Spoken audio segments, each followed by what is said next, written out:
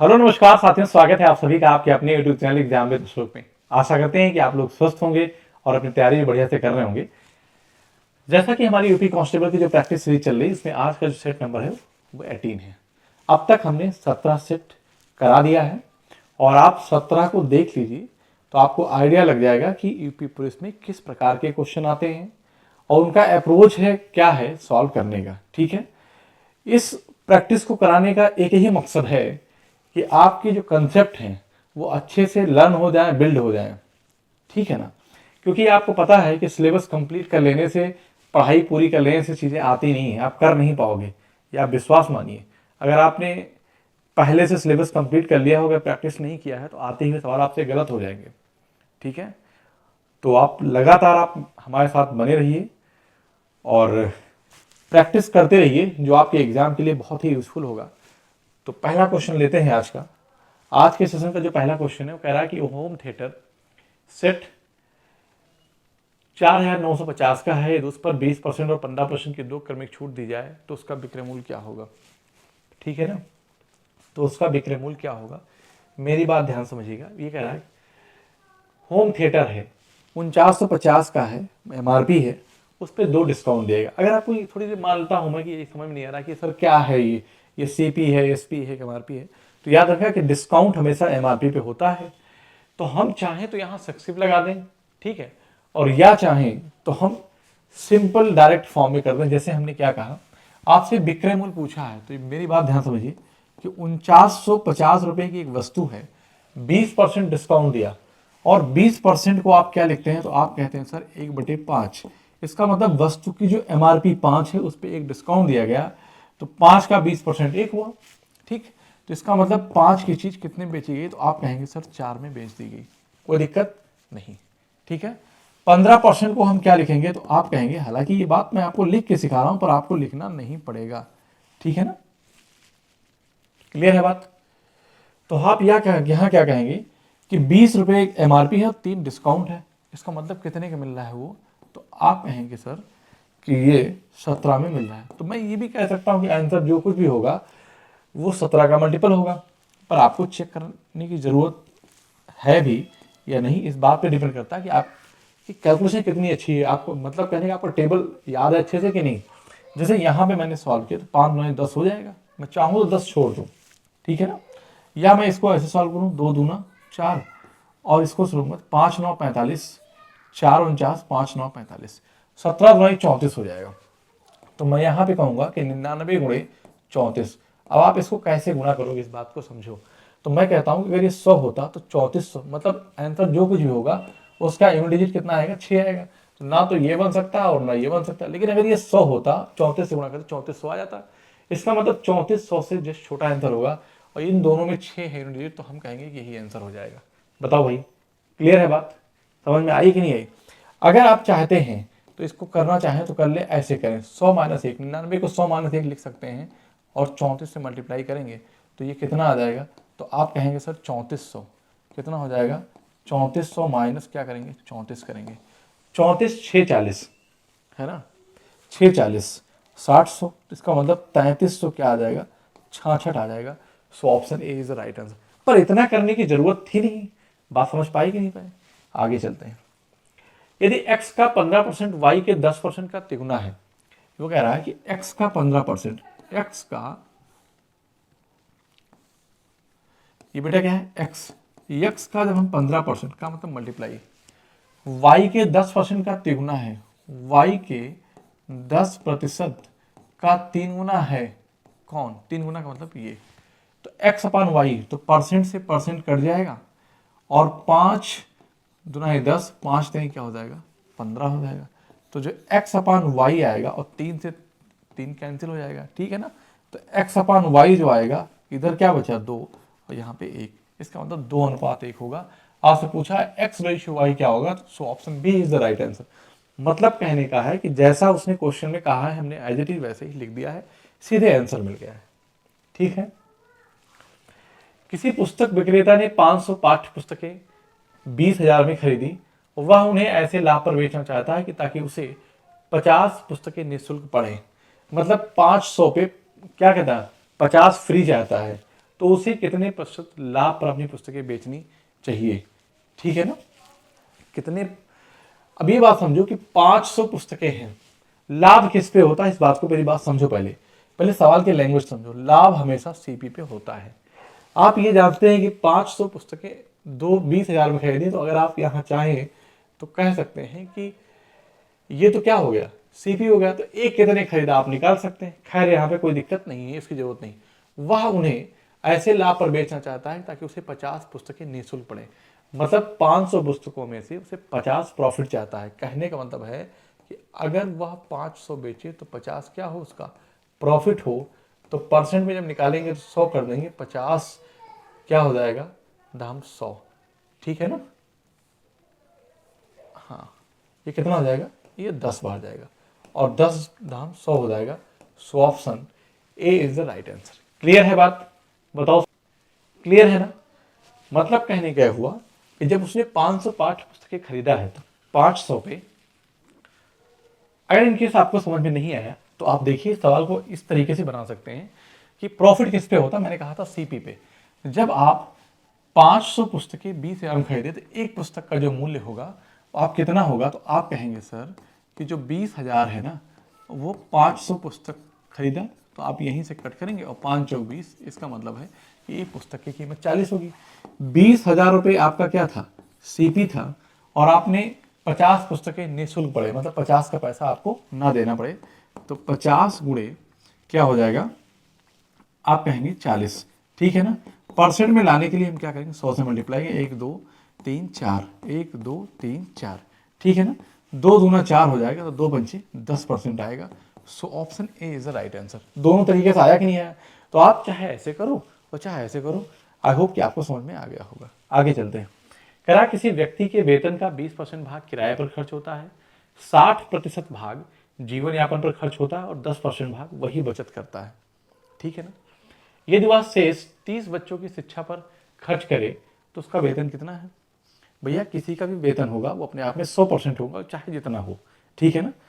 लेकिन आप मेरी बात ध्यान से, किसी एक व्यक्ति की वेतन का 20% किराए पर खर्च कर दिया, चलो ठीक, 100 में से 20 खर्च कर दिया, 60 भाग जीवन यापन पर खर्च कर दिया अपनी जिंदगी चलाने के लिए, तो 60 20 80 खर्च, और 10% भाग कि वह बचत करता है, ठीक है ना। वह शेष 30 बच्चों की शिक्षा पर खर्च करें। कहने का मतलब ये है कि 20 खर्च किया यहाँ वेतन में, मतलब कि किराए पर, 60 खर्च किया जीवन यापन पर, 10 बचा लिया, तो 60 20 80 10 90, इसका मतलब 10% जो है वह 30 बच्चों की शिक्षा पर खर्च करता है। तो उसका वेतन कितना है, तो आप कहेंगे कि यही जो 10% की वैल्यू है ना, यही जो 10% की वैल्यू है वो कितना है, आप कहेंगे सर 30 है। तो 100% की जब वैल्यू आप निकालेंगे, क्योंकि किसी वस्तु की कीमत क्या 100% होती है, ठीक है ना, उसका वेतन या इनकम कुछ भी जो भी बात करेंगे, तो यहाँ से हम बेटा इसको कट करेंगे और 100 तो यहाँ कितना हो जाएगा 300। इसका मतलब है कि उसका वेतन जो है वो 300 रुपये है। बात समझ में आई कि नहीं आई, आगे चलते हैं। एक बंदूक राम ने 6.64 किलोमीटर की दूरी से दागी जाती है। राम 20 सेकेंड बाद उसकी आवाज़ सुनता है, तो उसकी ध्वनि की गति क्या है। और आप ये जानते हैं कि डिस्टेंस इक्वल टू क्या होता है, वो स्पीड इंटू टाइम होता है। क्या होता है, स्पीड इंटू टाइम होता है। डिस्टेंस कितना है, 6.64 किलोमीटर है, तो इसको हम 1000 से मल्टीप्लाई कर देंगे, क्या आ जाएगा, मीटर में आ जाएगा, ठीक है ना। स्पीड मीटर पर सेकेंड में आई है, इसलिए मैंने कर दिया इसको, और 20 सेकेंड है, तो स्पीड और टाइम कितना है, 20 सेकेंड है, ठीक है। इस पॉइंट से 2 जीरो यहाँ पे कट जाएगा और एक यहाँ से कटेगा, और 2 से कट करेंगे तो 2 3 6 2 3 6 2 2 4, इसका मतलब स्पीड जो आ जाएगी 332 मीटर पर सेकेंड होगी। कितना होगी, 332 मीटर पर सेकेंड। सारे सवाल एक ही लाइन में लग जा रहे हैं, बताओ। हालांकि किलोमीटर नहीं होगी, मीटर पर सेकेंड होगा, किलोमीटर में नहीं है, किस में आएगा, मीटर पर सेकेंड में आएगा। क्लियर है बात, बताओ भाई, समझ में आया कि नहीं आया, आगे चलते हैं। करा के 2000 पर 75 रुपए प्रति हजार वार्षिक दर पर 2 वर्ष का साधारण ब्याज क्या होगा। ध्यान से सुनो कि 2000 पर 75 रुपए प्रति हजार, ठीक है ना। आपके पास 2000 रुपए हैं, कैसा ब्याज पड़ रहा है कि 75 रुपए प्रति हजार पर। इसका मतलब है कि रेट क्या है, तो आप कहेंगे 1000 रुपए पर 75 आपको ब्याज देना पड़ रहा है। तो जब रेट निकालेंगे तो 2 जीरो यहाँ से कैंसिल हो जाएगा, कितना आ जाएगा, आप कहेंगे सर 7.5%। किससे? साधारण ब्याज। तो आपको यहाँ पर रेट मिल गया कि नहीं मिल गया? रेट मिला, तो आप कहेंगे सर रेट 7.5% हो गया। कितना हो गया? 7.5% हो गया, ठीक है ना। टाइम कितना है? 2 ईयर का दे रखा है क्वेश्चन में, आप ध्यान दीजिए, ठीक है। तो जो सिंपल इंटरेस्ट होगा, आपसे पूछा है कि साधारण ब्याज क्या होगा, तो आप जानते हैं रेट इंटू टाइम, और 7.5 दूना कितना हो जाएगा? 15% हो जाएगा। कितना हो जाएगा बेटा? 15%। इसका मतलब है कि जो आपका सिंपल इंटरेस्ट आएगा वह 2000 का 15% की वैल्यू आप निकाल दो, बस सवाल आपका खत्म हो जाएगा। आप कहेंगे सर 15 गुना 30 कितना? 15 गुना 30 और 1 जीरो लगाओगे, कितना आ जाएगा बेटा? 300 आ जाएगा। So option B is the right answer. ऐसे सवाल आएंगे पेपर में, लेकिन आपको विदिन 20 सेकेंड आपको करना होगा, ठीक है ना। कैसे?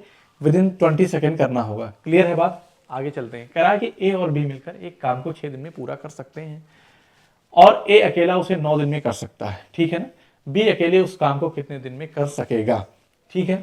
तो मैं कहता हूं कि ए और बी किसी काम को 6 दिन में पूरा कर सकते हैं, और ए अकेला, तो यहाँ पे मैं ध्यान दो कि ए और बी किसी काम को 6 दिन में, और ए अकेला जो है वो 9 दिन में कर सकता है। तो कितना आ गया? 18 आ गया। कुल काम कितना आ गया? 18 आ गया।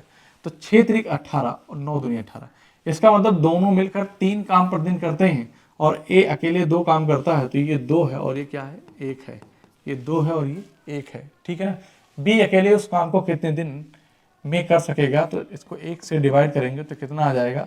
तो यहाँ पे बी को जो लगेगा ना, अकेले उस काम को कितने दिन करेगा, तो यहाँ पे आ जाएगा कि बी 18 दिन में अकेले काम को पूरा करेगा। क्योंकि बी एक दिन में कितना काम करता है? 1 काम करता है। तो 18 काम 18 दिन में, 1 काम 1 दिन में, तो 18 काम 18 दिन में। So option A is the right answer. Clear है बात? आगे चलते हैं। एक समलंब की 2 समांतर भुजाओं की लंबाई के अनुसार 16 मीटर और 20 मीटर है। यदि इसकी ऊंचाई 10 मीटर हो तो वर्ग मीटर में उसका क्षेत्रफल ज्ञात कीजिए, ठीक है ना। आप जानते हैं कि समलंब होता है जिसे हम ट्रेपेजियम कहते हैं। क्या बोलते हैं? ट्रेपेजियम बोलते हैं। तो ये 2 भुजाएं क्या है? समांतर हैं। कह रहा है कि 2 समांतर भुजाओं की लंबाई 16 और कितना है? 20 है, जो भी है मीटर में, ठीक है ना। और हाइट कितना दे रखा? 10 मीटर दिया। तो समलंब का जो क्षेत्रफल होता है, क्या होता है? समलंब चतुर्भुज का जो क्षेत्रफल होता है बेटा, वो क्या होता है? तो आप कहेंगे समलंब चतुर्भुज का जो क्षेत्रफल होता है 1/2 समांतर भुजाओं का योगफल इंटू उनके बीच की दूरी। यहाँ पे क्या कहेंगे? 1/2 समांतर भुजाओं का योगफल, ठीक है ना। 16 20 36 लिख देता हूँ, 20 प्लस 16 इंटू उनके बीच की दूरी 10, ठीक है। तो इसको क्या लिखेंगे? 1/2 गुणे का क्या हो जाएगा बेटा? 36 गुणे 10, 2 18 36, और 18 धामा कितना आ जाएगा? 180 आ जाएगा। कितना आ जाएगा? 180 आ जाएगा। So option D is the right answer. Clear है ना। क्योंकि वर्ग मीटर में पूछा है, सब मीटर में ही था, तो कितना हो जाएगा? 180 वर्ग मीटर लिख दो। आप चाहो तो क्षेत्रफल, या लिख दो मीटर स्क्वायर। बताओ भाई, मतलब कहने का ये है कि ये क्वेश्चन में कुछ नहीं था। जब आपको अगर फार्मूला पता है तो सिर्फ वैल्यू पुट करनी थी और कुछ करना नहीं था। आगे चलते हैं। 15%, 20% और 25% की छूट श्रृंखला कितने एकल छूट के बराबर होगी? कहने का मतलब है 15% को आप क्या लिखेंगे?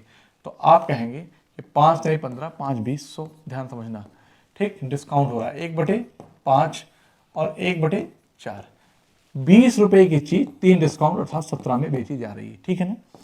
5 रुपए की चीज 1 डिस्काउंट अर्थात 4 में बेची जा रही है, और 4 रुपए की चीज 1 डिस्काउंट अर्थात 3 में बेची जा रही है, ठीक है। तो ये जो आएगा ना, ये वस्तु की क्या है?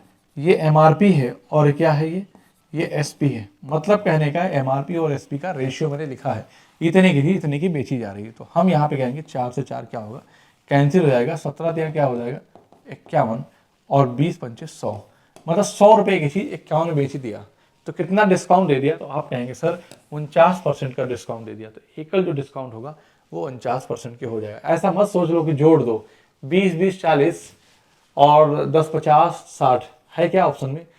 नहीं है, फिलहाल है ही नहीं है ऑप्शन में। नहीं तो आप ऐसा जोड़ के कह दें कि 15% 35% और 35 5 40 20 60 कह दें 60% है, चूंकि ऑप्शन नहीं है तो ऐसा होता नहीं है, ठीक है ना।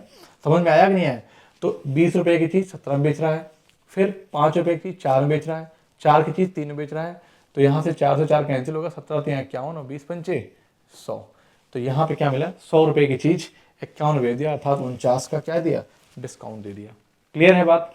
आगे कह रहा है कि 490 को ए, बी और सी में इस प्रकार विभाजित किया जाता है कि ए का शेयर बी के शेयर से आधा है और सी के शेयर से 3 गुना है। तो सी का शेयर क्या है, तो मेरी बात ध्यान सुनो, बहुत आसान सवाल है। ए बी सी में एक धन बांटा गया है 490 रुपये। कैसे बांटा गया है कि ए का शेयर बी के शेयर से आधा है ना।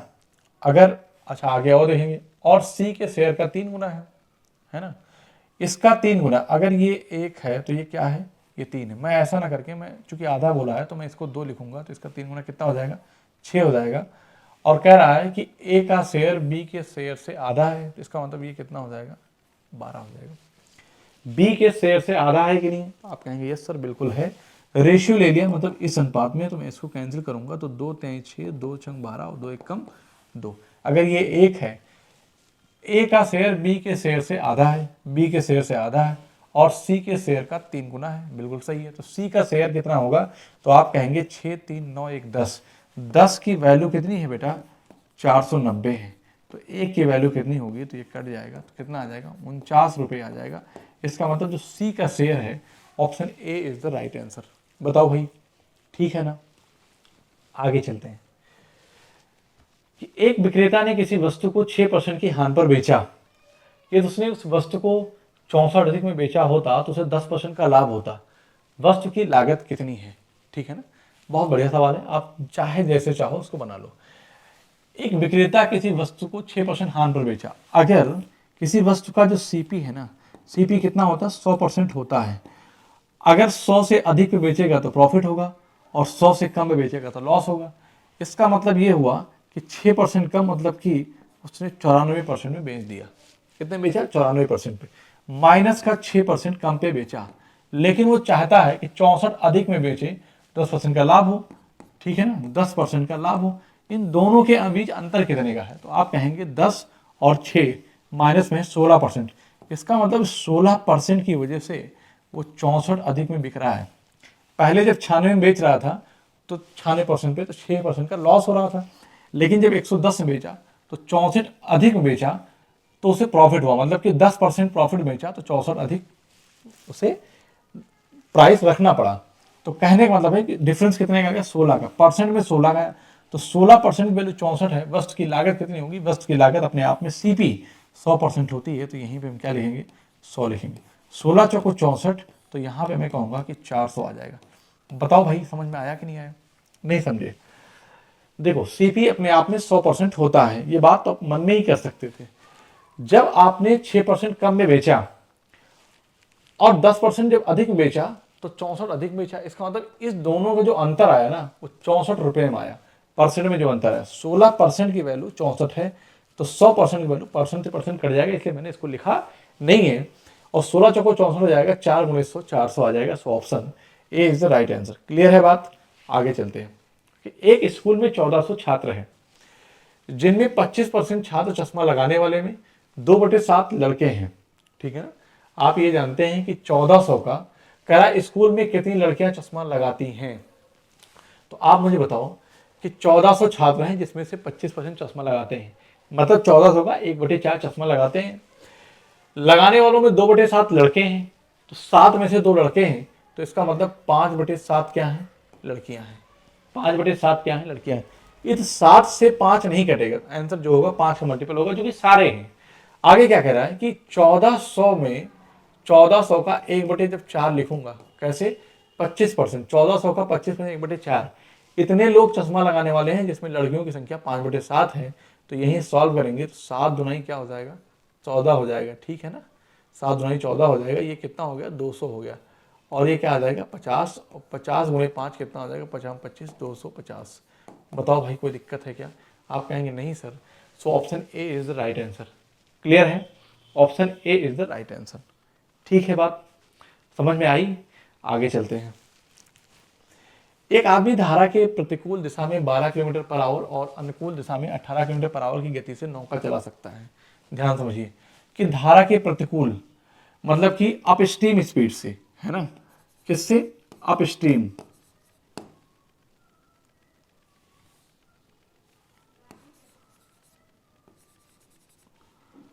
अपस्ट्रीम स्पीड से 12 किलोमीटर पर आवर और डाउन स्ट्रीम स्पीड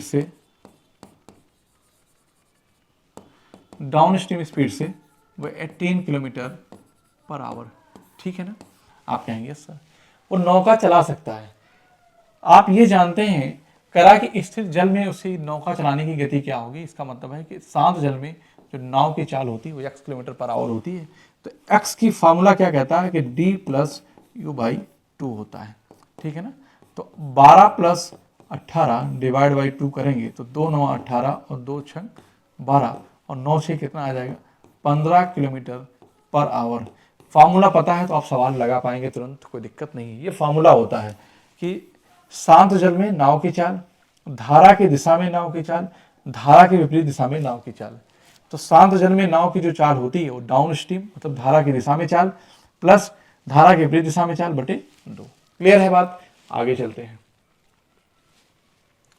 यदि b बराबर 21 और a प्लस बी का whole square upon a minus B का होल स्क्वायर बराबर 25/4 तो a square plus B square plus 3ab का मान क्या होगा।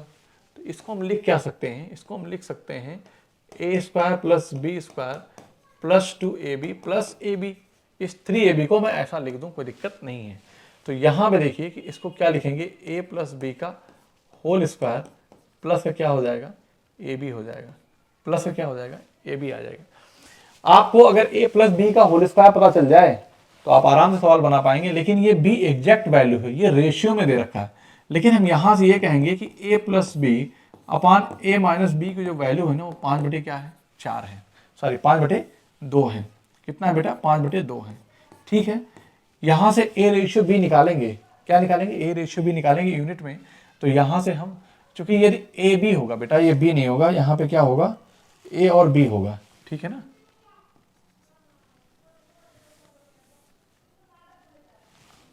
कितना हो जाएगा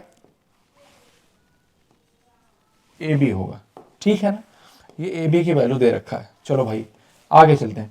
तो यहां से देखो हम करेंगे तो 2a प्लस 2b बराबर 5a माइनस 5b। ठीक। तो यहां पे देखिए ये क्या हो जाएगा 3a हो जाएगा और ये क्या हो जाएगा 7b। तो a बाई बी जो होगा आप क्या कहेंगे कि 7/3 आ जाएगा, 7/3 आ जाएगा, है ना। और आप ये जानते हैं कि जब ए बी लिखूंगा a इंटू बी, यहां से a इंटू बी लिखूंगा तो 7×21 यूनिट लिखूंगा बेटा। यही लिए मुझे करना पड़ा। ठीक है ना। इसीलिए मुझे करना। अब मैं कह सकता हूं कि 21 यूनिट की वैल्यू कितना है 21 है, तो 1 यूनिट की वैल्यू 1 आएगी। अब आप जैसा चाहो वैसी वैल्यू रख सकते हो। इसका मतलब अब आप कह सकते हो कि a की वैल्यू 7 है और b की वैल्यू 3 है, क्योंकि यहां से मैंने इस बात को सेटिस्फाई करा दिया। ठीक है। तो ए बी की वैल्यू जब 21 यूनिट आ गया और 21 यूनिट की वैल्यू 21 है तो 1 यूनिट वैल्यू कितना आ जाएगी 1 आ जाएगी। हमें कुछ नहीं करना, a प्लस बी का whole square. a plus B की वैल्यू अब मैं कह सकता हूं कि 5 है, तो मैं कहूंगा कि 5 का स्क्वायर और प्लस ए बी की वैल्यू अब मैं 21 रखूंगा तो 25 और 21 कितना हो जाएगा, तो आप कहेंगे कि 40 से 46 आ जाएगा। ठीक है ना। ए बी, एक मिनट, ए प्लस बी, हाँ ठीक है, ए प्लस बी का होल स्क्वायर है तो ए प्लस बी की वैल्यू कितनी है 5 है। ठीक है ना। यहां से अगर बात करेंगे तो a प्लस बी की वैल्यू 7 3 10 हो जाएगी, 10 दाम 100। ठीक है ना। और इसकी वैल्यू 21 है। यहाँ पे बेटा चूंकि हमने जो निकाला है ना यहाँ पे जो वैल्यू हमने निकाली है, ध्यान दो, a अपान बी, तो a प्लस बी अगर करूंगा तो 7 3 कितना हो जाएगा 10। 10 यूनिट की वैल्यू मतलब 1 यूनिट की वैल्यू 1 होगी कब, जब 21 यूनिट की वैल्यू मैंने 21 निकाला। तो मैं कहूंगा यहीं पे कि 10 यूनिट की वैल्यू 10 होगी तो 10 का स्क्वायर प्लस क्या हो जाएगा 21। इसका मतलब जो आंसर आएगा 121 आ जाएगा। So option B is the right answer. Clear है। समझने की थोड़ा बात थी, रेशियो प्रोपोर्शन अच्छे से आपको पता है तो सवाल कर पाएंगे। आप ये नहीं कह सकते कि a प्लस बी इतना निकाल लिया आप तो a प्लस बी की वैल्यू 5 है, a माइनस बी की वैल्यू 2 है, तो 5 का स्क्वायर 25 और यहाँ से 21 कर दो, 25 21 कितना कर दोगे तो गड़बड़ हो जाएगा। ठीक है ना। क्या हो जाएगा गड़बड़ हो जाएगा। आप यहां से वैल्यू सेटिस्फाई कराएं तो a प्लस बी की वैल्यू कितना होगी 7 3 10 और 10 का स्क्वायर 100 प्लस 21 तो कितना बन जाएगा 121 आ जाएगा। आगे चलते हैं। कह रहा है कि d की power s plus t divide by d की power s divide by d की पावर t। तो आप ये जानते हैं कि जब मैं d की पावर यहाँ पे क्या लिखूंगा s प्लस टी, और ये ऊपर जाएगा तो क्या हो जाएगा माइनस यस, फिर इसको जब डिवाइड करूंगा तो क्या हो जाएगा माइनस का टी हो जाएगा, ये दोनों इससे क्या होगा कैंसिल होगा, तो क्या मिलेगा डी की पावर 0 हो जाएगा, और किसी का 0 क्या होता है 1 होता है। So option B is the right answer, option B is the right answer. नहीं समझ में आया तो बताता हूँ, देखो कैसे, ऐसे लिखा हुआ है डी की power s plus T upon D की पावर s लिखा हुआ है, ये डिवाइड भाई डी की पावर क्या लिखा है t लिखा है। मैं कहता हूं कि इसको ऊपर लेके चले जाओ, तो d की पावर s प्लस टी ऊपर जाएगा तो माइनस का s हो जाएगा अपान डिवाइड बाई d की पावर क्या है t है। तो आप क्या लिखेंगे d की power s plus T minus s minus T cancel हो जाएगा, तो किसी का 0 क्या होता है 1 होता है। इतना करने की जरूरत नहीं, आप एक लाइन में भी सवाल को निपटा सकते हो। आगे चलते हैं कि 5 से विभाजित 3 क्रमागत प्राकृतिक संख्याओं का योग 225 है, ठीक है, उनमें सबसे बड़ी संख्या कौन सी है। आपको पता है कि आप ऐसा कह सकते हैं कि सबसे छोटी संख्या x है, तो अगली संख्या क्या बनेगी x प्लस 5 बनेगी, है ना। अरे भाई जब आपने लिखा क्या 5, तो अगली संख्या कब मिलेगी जब आप 5 जोड़ोगे पुरानी में, तो पहली संख्या वो 5 का मल्टीपल मैंने मान लिया कि x है, तो x प्लस 5, और तीसरी संख्या क्या है x प्लस 10। ये 3 क्रमागत संख्याएं हैं जो 5 के मल्टीपल हैं। कह रहा है कि 5 से विभाजित 3 क्रमागत प्राकृतिक संख्याओं का योग कर दिया, तो कितना दे रखा है बेटा 225 दिया है। x x x कितना हो जाएगा 3x हो जाएगा, कितना हो जाएगा 3x हो जाएगा, और ये 15 10 25 हो जाएगा, तो 225 माइनस 10 5 15, यहाँ पे क्या करेंगे 15 घटा देंगे तो कितना आ जाएगा 210। तो 3x की वैल्यू 210 है, 3 से 21, तो x की वैल्यू कितना आ जाएगी 70 आ जाएगी। बताओ भाई अगर x की वैल्यू 70 आ गई तो आपसे पूछा है कि उनमें से सबसे बड़ी संख्या कौन सी है, तो आप कहेंगे सबसे बड़ी जो संख्या है x प्लस 10 है। 70 और 10 क्या हो जाएगी 80 हो जाएगी। x की वैल्यू कितना निकाला आपने 70, तो 70 प्लस 10 करोगे तो कितना हो जाएगा बेटा 80 हो जाएगा। So option D is the right answer. बताओ ठीक है, क्लियर है ना। आगे चलते हैं। अगला क्वेश्चन कह रहा है कि ए किसी काम को 18 दिन में कर सकता है, बी उसे 12 दिन का काम किया और शेष काम बी ने 8 दिन में पूरा किया। बी अकेले पूरा काम कितने दिन में पूरा कर सकता है। ठीक है ना, बढ़िया सवाल है। देखो ए किसी काम को 18 दिन में कर सकता है, तो एक दिन में कितना काम करेगा, तो आप कहेंगे कि ए एक दिन में 1/18 काम करेगा। ठीक, तो 12 दिन में कितना काम करेगा, 12 से मल्टीप्लाई कर दो, तो आप कहेंगे सर ए जो 12 दिन में 12/18 काम करेगा, है ना। ए का 12 दिन का काम, 12 दिन का काम, ठीक है ना। तो 6 दुनाई 12 और 6 त्रिक 18, 3 में से 2 काम कर देगा। बचे कितना काम, कह रहा है कि बी अकेले पूरे काम को कितने दिन में करेगा, ठीक है ना। और कह रहा है कि शेष काम बी 8 दिन में पूरा करता है, तो 3 में से 2 काम कर दिया, तो शेष काम कितना बचा जरा बताओ। तो आप कहेंगे कि 3 में से 1 काम बाकी है, और इसी काम को करने के लिए बी को 8 दिन लगते हैं, तो इसको 8 से डिवाइड करेगा, तो 1/, कितना हो जाएगा 24 हो जाएगा। ठीक है ना, 1/24। एक दिन में कितना काम करेगा, यहाँ से क्षमता मिल गई, क्या मिल गई, क्षमता मिल गई। इसका मतलब है कि बी की क्षमता कितनी है 1/24 काम प्रतिदिन, ये क्या है बी की क्षमता है। ठीक है ना, तो बी अकेले कितने दिन में करेगा, तो बी 24 दिन में अकेले करेगा। So option B is the right answer. नहीं समझ में आया, देखो ए एक काम को 18 दिन में कर सकता है, तो एक दिन में कितना करेगा, आपने कहा सर 1/18 काम करेगा। 12 दिन वो काम करता है, तो 12/18 हो जाएगा, 6 दूना 12 और 6 त्रिक 18, तो आप कहेंगे सर वो 2/3 काम कर देगा। तो काम कितना बचेगा शेष, 1/3 काम बचेगा। ये क्या है, ये काम है, कितने दिन में करेगा, इसी शेष काम को, ये शेष काम है, बी से 8 दिन में पूरा करेगा। तो काम को 8 से डिवाइड करेंगे, 8 यहाँ आ जाएगा। इसका मतलब है कि बी की जो क्षमता है ना 1/24 काम प्रतिदिन है। क्या है, काम प्रतिदिन है, तो बी अकेले उस काम को 24 दिन में खत्म करेगा। कितने दिन में, 24 दिन में। So option B is the right answer. Clear है बात, आगे चलते हैं।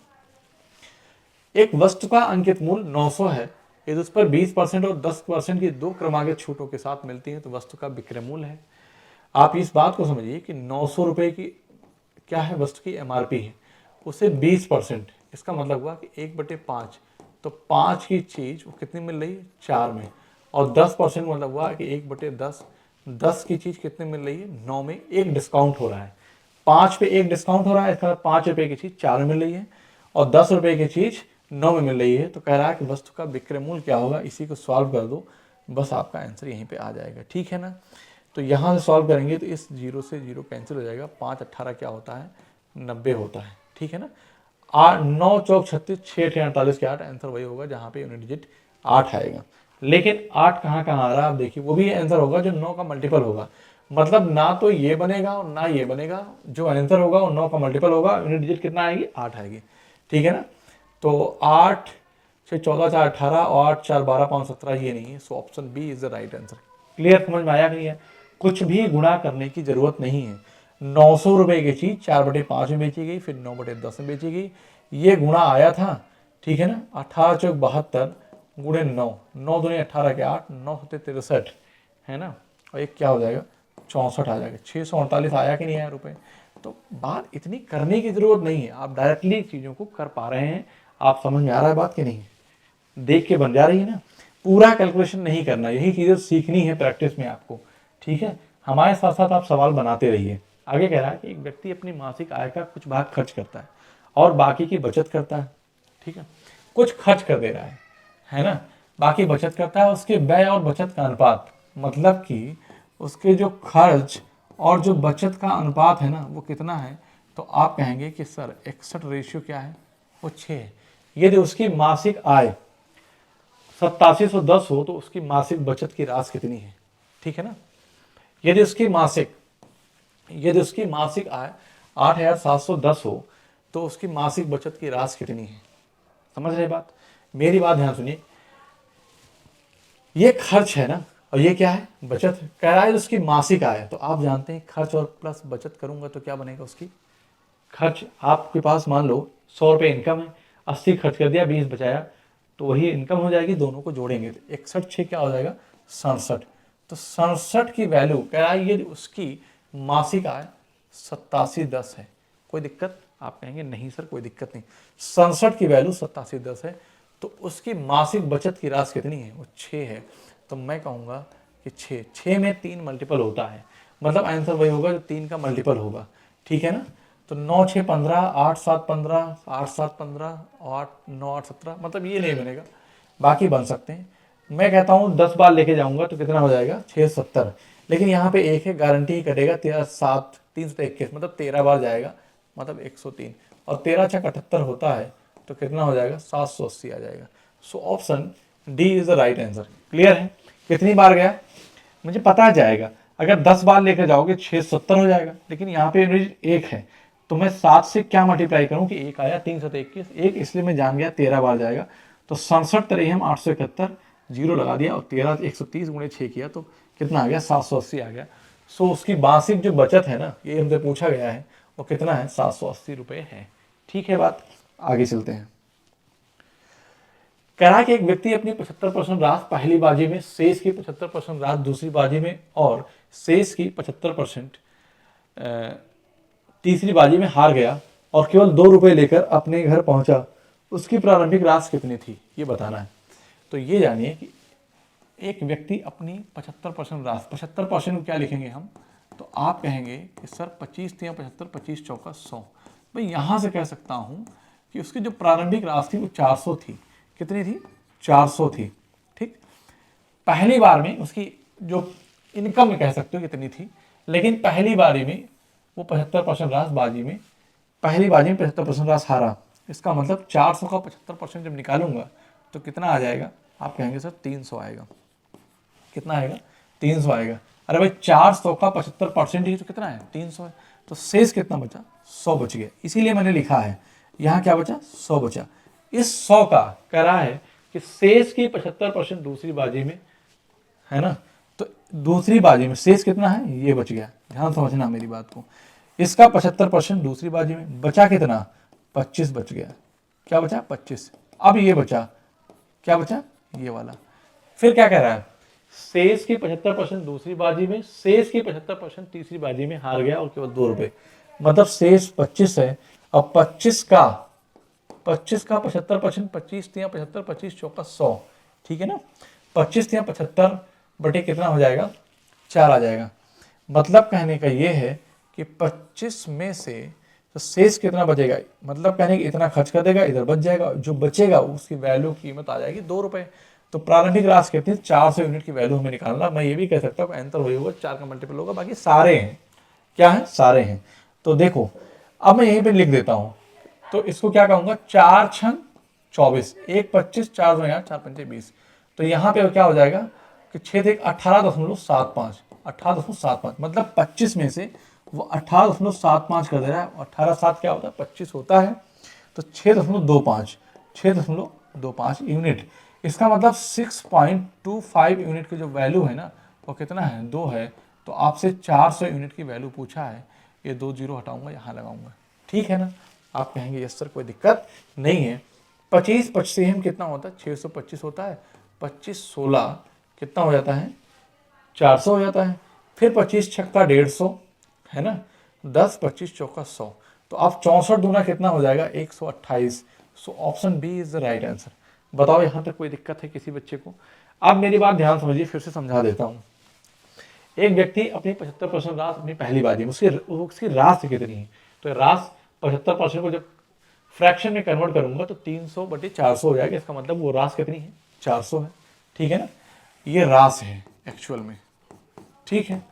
फिर कह रहा है कि 300 खर्च कर दिया, बचा कितना, 100। 100 का 75% दूसरी बाजी में, शेष 25। फिर शेष का 75% तीसरी बाजी में, ये तीसरी बाजी में, ये क्या हो गया, ये पहली बाजी। आप कह सकते हो कि पहली बाजी में 300 हार गया, फिर दूसरी बाजी में इतना हारा, और तीसरी बाजी में वो इतना हार गया, ठीक। अब 25 में से इतना हार गया तो इतना बचा उसके पास 6.25। 6.25 की वैल्यू कह रहा है 2 रुपए लेकर अपने घर पहुंचा, इतना दे रखा है। तो उसकी प्रारंभिक राशि कितनी है, तो मैंने यहाँ मान लिया कि 400 है, तो 400 से मल्टीप्लाई कर दिया, आंसर निकल के आ गया 128। बताओ ठीक है ना। आई होप कि आपको समझ में आया होगा और अच्छा भी लगा होगा। और अगर अच्छा लगा तो क्लास को लाइक और शेयर करना ना भूलें। आज के लिए इतना रखते हैं, मिलते हैं आपसे अगली क्लास में। तब तक के लिए आप सभी को जय Hind, thank you so much.